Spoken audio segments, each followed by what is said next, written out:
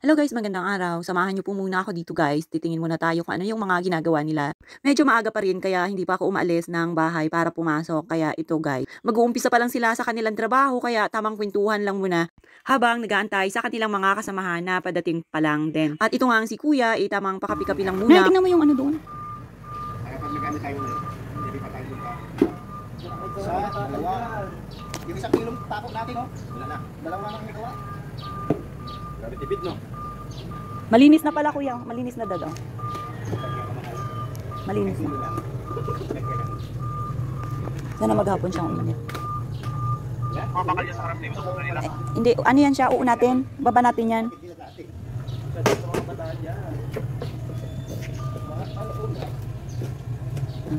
Hindi matapos agad dito. Hinutog yung kapi ni Ma'am.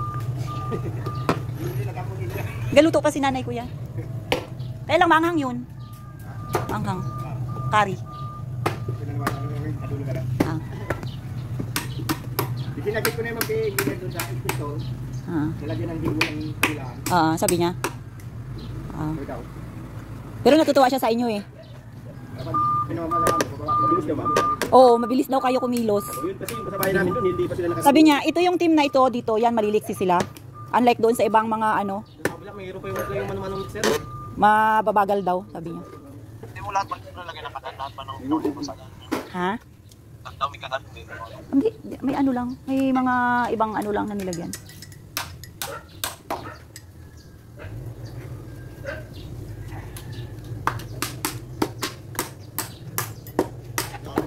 Nagawin niya sa mga gusto nila.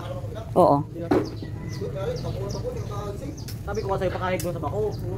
Asana yung ano? Asana yung siminto? Binaba na lang? Oh, saan pupunta yun? Diyan yun. Ikot yan. Hindi naman kaikot yan. Hindi naman yung ano, garahe. Ha? Nakabili ng supyo, lang garahe. Kita sa mamayan. Ano yung sa namin? Si Kasi. Saan ko pala yung lagay? Problema ko ba yan siya? Kaya nga. Tatlo ang kutsi mo, walang garahe. Nakabili ka niya, wala kang garahe.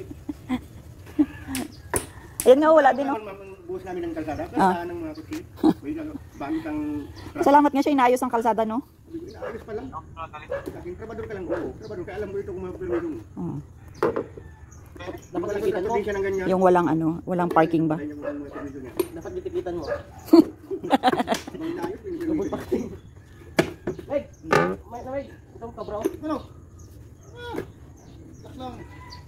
Lalo na ngayon hindi pa kasi ako lang may mga Pati ako nga, nag-enjoy na rin sa pakikipagkwentuhan sa kanila. Kaya nakalimutan na namin ni nanay yung aming niluluto dito sa kusina. Kaya nga sabi ko, i-check ko muna. At ito yung aming little boy, nagsasarili na rin. Okay lang talaga siya pagka merong hawak na cellphone. So paano ba yan? Mamaya ulit.